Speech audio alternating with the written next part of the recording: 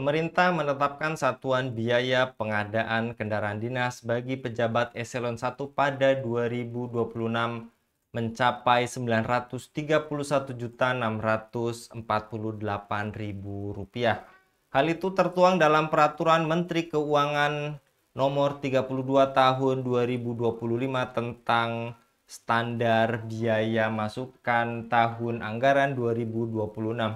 Direktur Sistem Penganggaran Direktorat Jenderal Anggaran Kementerian Keuangan, Lisbon Sirait mengatakan angka tersebut mengalami kenaikan dibandingkan tahun sebelumnya sebesar Rp878.913. Apa pertimbangannya? Apakah anggaran mobil dinas tidak kena efisiensi? Mengapa rencana itu diiringi dengan peningkatan kualitas kinerja? Apakah rencana ini diiringi dengan peningkatan kualitas kinerja pejabat? Untuk membahasnya kami terhubung dengan Direktur TV Bung Yuwana Triutomo. Kita sapa terlebih dahulu. Assalamualaikum warahmatullahi wabarakatuh, Bung Yuwana. Waalaikumsalam warahmatullahi wabarakatuh. Bung Anggi. Lagi-lagi sepintas Bung Yuwana, kalau kita mengutip kalimat efisiensi, nampaknya yang ini tidak terkena efisiensi gitu ya Bung Yuwana. Anggaran mobil dinas pejabat eselon 1 mengalami peningkatan dibandingkan tahun sebelumnya yang tadi 878 juta, sekarang meningkat hampir 70 juta rupiah.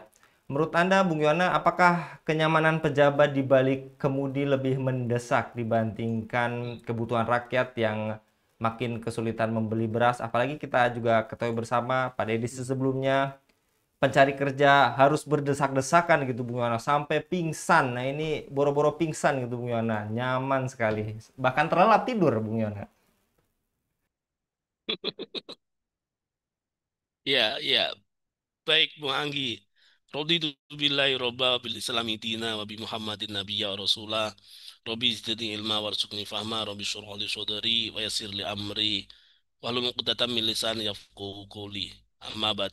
Jadi memang pertanyaan Bung Anggi ini sangat tajam dan relevan ya.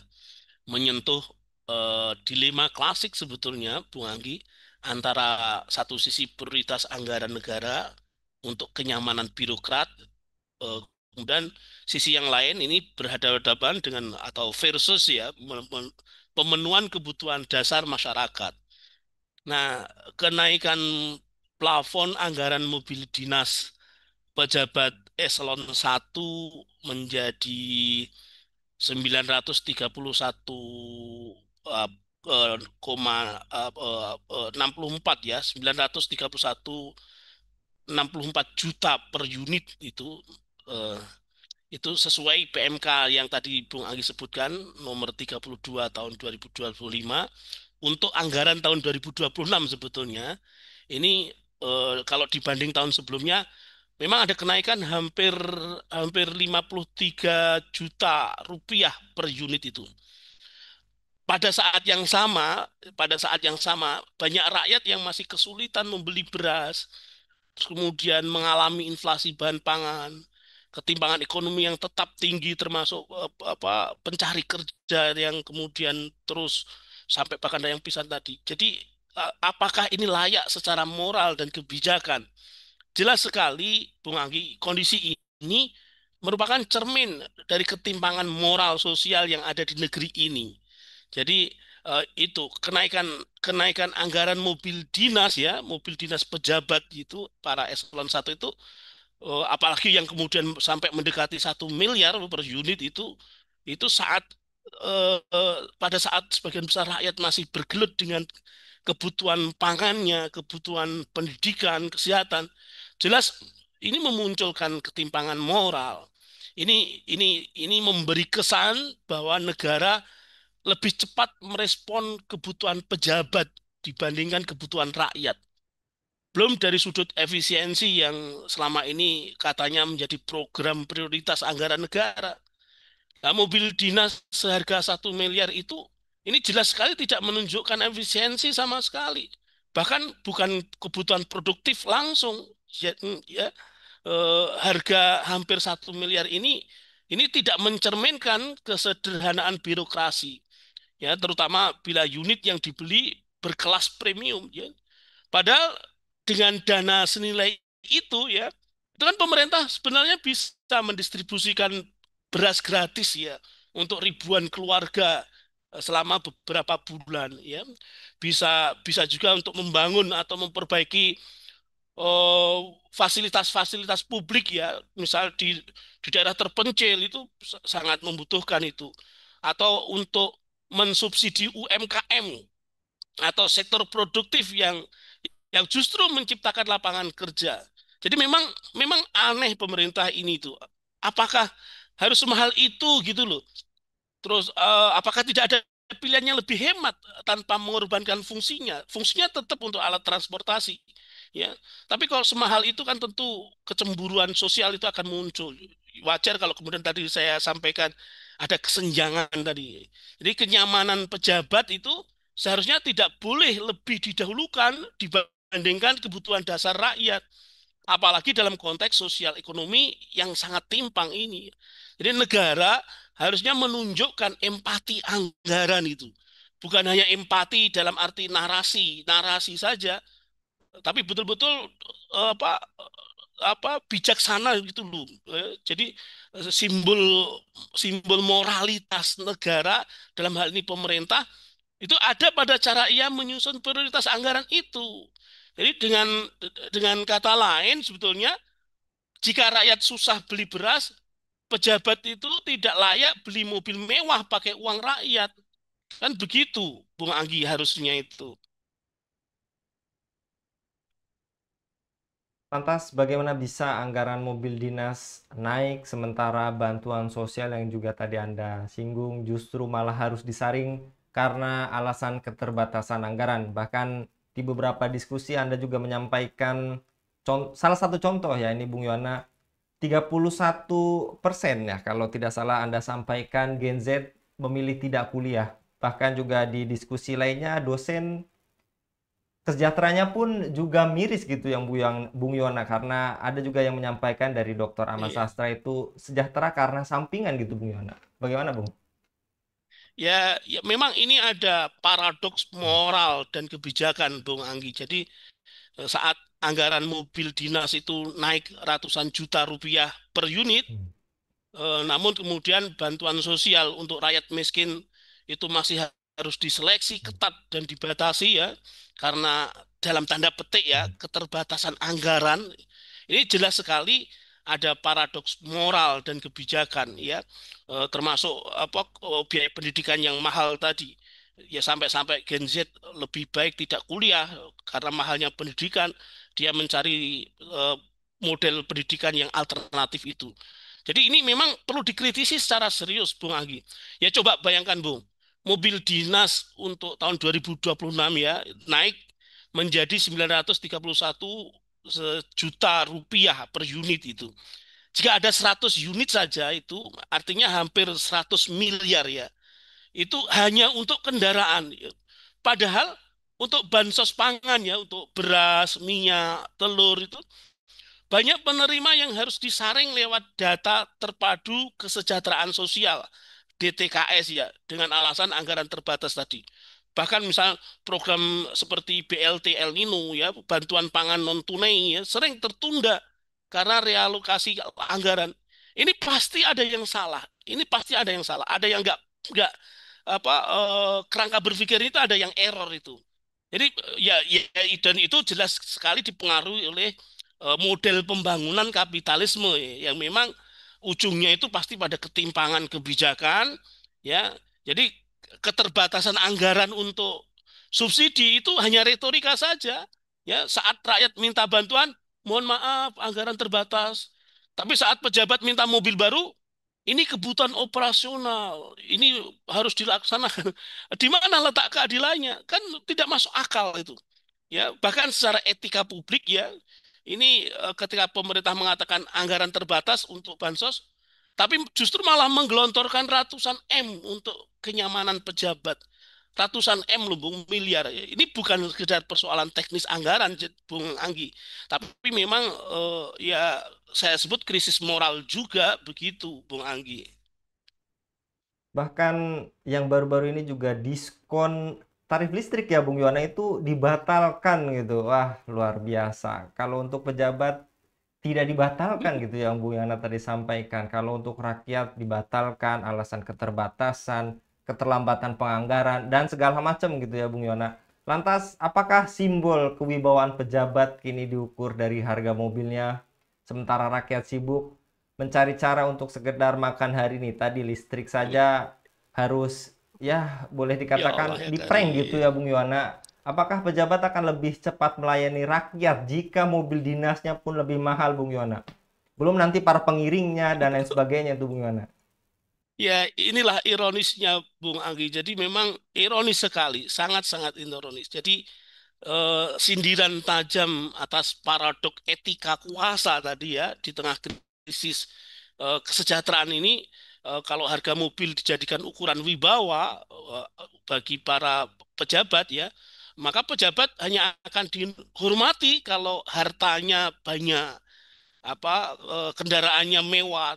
Jadi penghormatan terhadap pejabat itu pada bukan pada kinerjanya, kan harusnya pejabat itu, pemerintah itu dihormati karena kinerjanya yang sukses, bukan pada hartanya, bukan pada kendaraannya.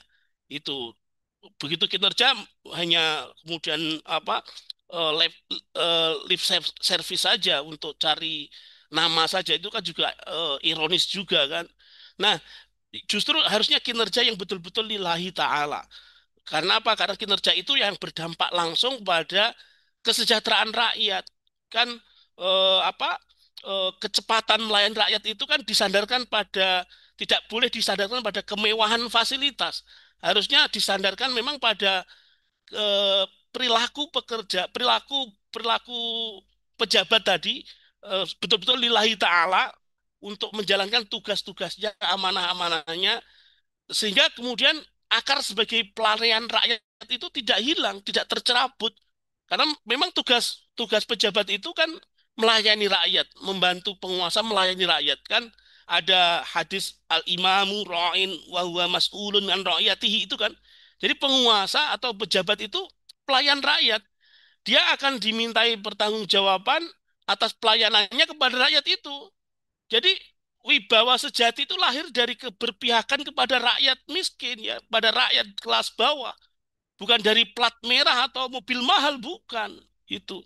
Makanya kemudian ketika rakyat sibuk mencari makan, terus kemudian pejabat sibuk memilih mobil, ini jelas-jelas ada kesenjangan ya. Kalau rakyat benar-benar lapar karena butuh makan, sementara pejabat lapar karena moralnya yang naudzubillah min dzalik, yang perlu dipertanyakan ya. Benar-benar ini kan kontradiksi gitu loh, Bung. Jadi memang jiwa sosial yang tumbuh di negeri ini tuh semakin nyata kerusakan di muka bumi ini, ya, ya ya jelas akibat ulah para pejabat-pejabat yang memberikan kebijakan-kebijakan mereka itu yang tidak berangkat dari ketakwaan, begitu Bung Anggi. Nauzubillah min dzalik sih Bung Anggi. Wallahu alam bishawab.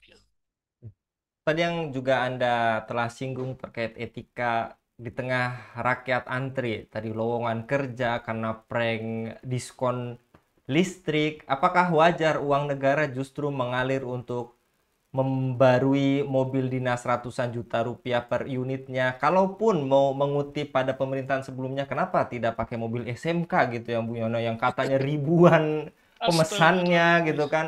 Atau pakai mobil yang juga baru-baru ini diumumkan merek lokal tapi sebetulnya hanya rebranding dari mobil Cina gitu Bung Yona. Apakah ini bagaimana Bung Yona? Di satu sisi ya sudah tidak bisa berkata-kata lagi Bung Yona. Iya, iya. Jadi Bung Anggi, mengelola uang negara itu sesungguhnya amanah dari rakyat ya. Jika rakyat itu masih mencari pekerjaan demi sesuap nasi, maka memperbarui mobil dinas mewah itu bukan hanya tidak wajar ya. Itu adalah pengkhianatan moral terhadap prinsip keadilan sosial sebetulnya. Jadi memang pejabat negara itu seharusnya menjadi teladan kesederhanaan, teladan empati ya, bukan justru tampil eksklusif dengan kendaraan mewah saat rakyatnya berjuang sekadar untuk hidup. kan jadi apa ironis tadi kan gitu. Jadi apa eh, semakin memperparah jarak antara pejabat dengan rakyat itu. Kalau kita lihat ya misalnya keteladanan itu kan sangat nampak kesederhanaan Umar bin Khattab, Bung Anggi. Jadi Umar bin Khattab itu ya khalifah kedua umat Islam setelah Abu Bakar As-Siddiq. Beliau menjabat 10 tahun dari 634 Masehi sampai 644 Masehi. 10 tahun saja itu, tapi suksesnya luar biasa. Beda dengan 10 tahun yang kemarin itu ya. Itu. Jadi kalau Umar bin Khattab ya 10 tahun itu wilayahnya meluas itu kan. Dia tapi hidup dengan sangat sederhana, tidak mengambil keistimewaan duniawi dari jabatannya sebagai khalifah. Ya pakaian dan makanannya sangat sederhana, bahkan terkadang hanya roti kering dan minyak zaitun saja. Ya, ketika mengunjungi daerah-daerah kekuasaan Islam yang sangat luas itu, dia tidak membawa iring-iringan yang mewah ya. Bahkan pernah menambatkan sendiri untanya dan tidur di bawah pohon tanpa pengawal. Itu cermin pemerintahan Islam itu begitu, moral pemerintah pejabat ya, Muslim harusnya begitu. Yang ini sangat kontradiktif dengan moral pejabat di sistem kapitalisme sekarang ini. Wallahu alam bisawab, Bung Anggi, masya Allah. Jadi ngenes itu Bung Anggi kalau orang Jawa bilang itu. Ya, apalagi juga baru-baru ini ya Bung Yona, Raja Ampat. Nah, itu pun luar biasa. Keindahannya lama-lama makin terkikis karena lagi-lagi kerakusan, etika dan segala macam yang ya tadilah Bung Yona, Astagfirullahaladzim. astagfirullah, kapitalisme dan segala macam gitu Bung Yona untuk mengeruk kekayaan alamnya bumi Papua dan segala macam. Jasa kalau sekali lagi Bung Yona di tengah Ya, pemirisan ini ya, ya. udah harus bagaimana lagi gitu ya Bung Yona, kita berjuang mudah-mudahan dengan pemaparan Bung Yona semakin menyadarkan kita bahwa memang ini sistemik ya Bung Yona yang Iya, disampaikan ini, iya, problemnya sistemik. sistemik, problemnya sistemik di negara kita pun bermasalah secara sistemik, apalagi saudara sama muslim kita pun demikian ya Bung Yona, di belahan bumi lainnya masih terjajah. Jazakallah sekali lagi Bung Yona, mudah-mudahan Bung Yona senantiasa dalam keadaan sehat walafiat dalam setiap aktivitasnya. Demikian pemirsa Ilava News, dukung dengan subscribe, share, dan like. Semoga menjadi kebaikan bagi kita semua di dunia dan di akhirat. Saya Anggi Suara diundur diri. Assalamualaikum warahmatullahi wabarakatuh.